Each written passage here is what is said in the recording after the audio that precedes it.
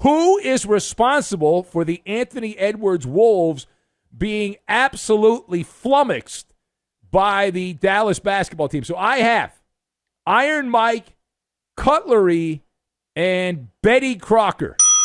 And we will tie all of these things together, and we are going to make a nice trip to Cancun, which is where the Timberwolves can go. So we'll start with this. Anthony Edwards has a look in the mirror situation. They got look at the man in the mirror situation for him.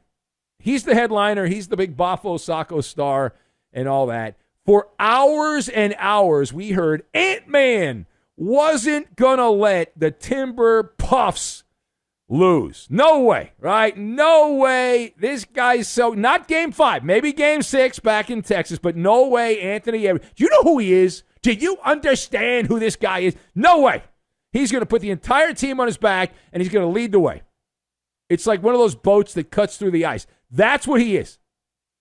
Because he has that dog in him. Of course, unfortunately for him, when the game mattered, Anthony Edwards on this night was a dog with fleas in this game. There's no other way to say it, right? That was absolutely gutless basketball. And Pitbull got it right years ago when he said, the bigger they are, the harder they fall. And the biggity boys, a diggity dog. Timber! They went away, Timber. Luka came out, and he made a couple of carny shots. I call those carny shots because I think he won a couple of stuffies with some of those shots that he made on the midway. And the Wolves collectively said, no moss. No moss. And the famous words of Iron Mike Tyson, everyone has a plan until they get punched in the face. Dallas came out, punched Minnesota in the face, and Anthony Edwards needed to respond. He needed to be Captain America. Instead, he was your basic furry. You know those furry conventions? Yeah, just some random dude dressed up as a furry. Unable to match Luka Doncic blow for blow. He overslept.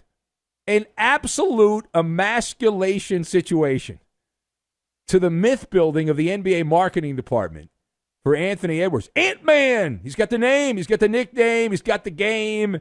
And Edwards, while he did have a nice stat line by the time the game ended, Anthony Edwards ended up fattening up his stats in garbage time. Stat stuffing. You know how you stuff your face on Thanksgiving? This was stat stuffing in garbage time. What's my evidence? So when Dallas went up by 36 points in the third quarter, at that point in the game, Anthony Edwards was 4 of 10 shooting for 12 points.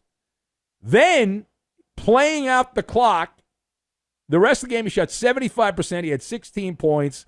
And Karl Anthony Towns had a similar stat line for Minnesota. But this is going to sting, and it's going to sting for a while for the Timber Puffs.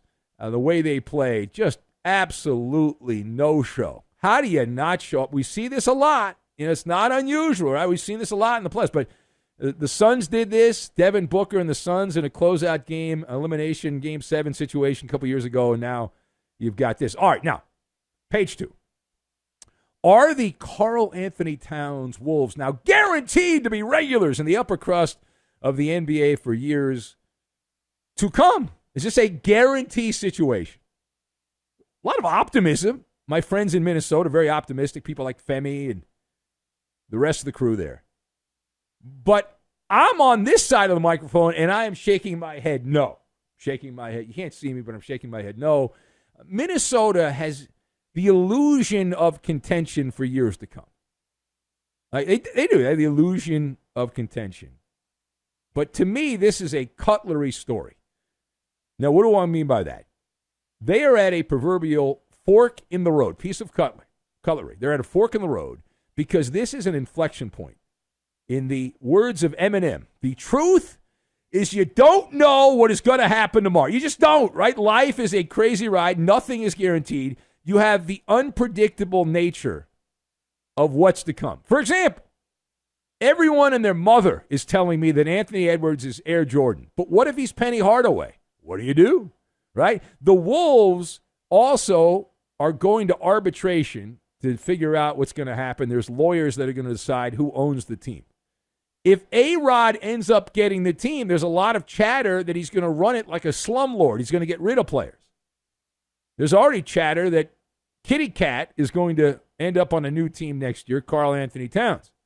So the point of all this is you don't know what you don't know. And these players who are held in high regard right now because you got to the Final Four of the NBA, and it's nice to know that other people are finally picking up on the Final Four thing for the NBA, but that is a really pathetic way to go out. It's like they took a big exhale after winning a game. It's like, well, we're not going to be swept. So as long as we're not swept, let's go eat a hoagie and watch the game and not even try. All right, now last word here. We can now look ahead. Our first peek, and we got a whole week to do this. So buckle up, buckaroo. But our first look at the upcoming 2024 version of the championship round of pro basketball. What are the big storylines for the Mavs and the Celtics in the NBA Finals?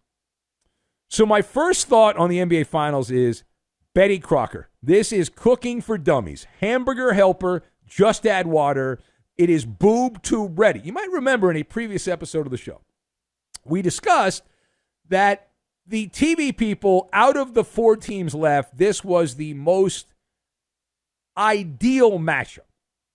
This is the one that's the easiest sell of the 4 teams that were left. The storylines write themselves. It's like the WWE. You've got the protagonist and the antagonist, which is you need the good versus the bad. Dr. Evil, Kyrie Irving, and all of his Looney Tune thoughts on global positions. Although it can't be global because he thinks the earth is flat. But Kyrie Irving returning to the Commonwealth, not really so much against the Celtics. It's more about the Boston fans.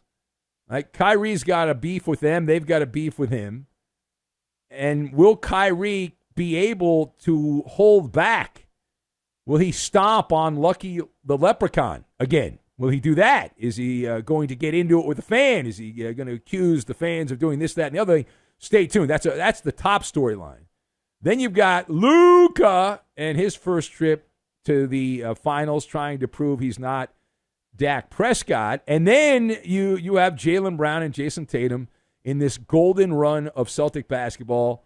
The green team has come up lame at the very end. They get another chance at the ring. And if you go further down, page down, you've got Kristaps Porzingis, the unicorn, who we think is actually going to play, which would be nice. He hasn't in a long time. But Porzingis facing one of his former teams in the Dallas Mavericks, so he gets a little chance at revenge, although there's not really a lot of hate between Porzingis and the Mavericks. And the Celtics trying to add on. They already have the most championships in NBA history, trying to get title number 18 as a franchise, the most in NBA history, adding to their total. But they haven't won one since 2008 was the last time. So those are the stories. Anything else I'm forgetting here? I think that's all the big ones.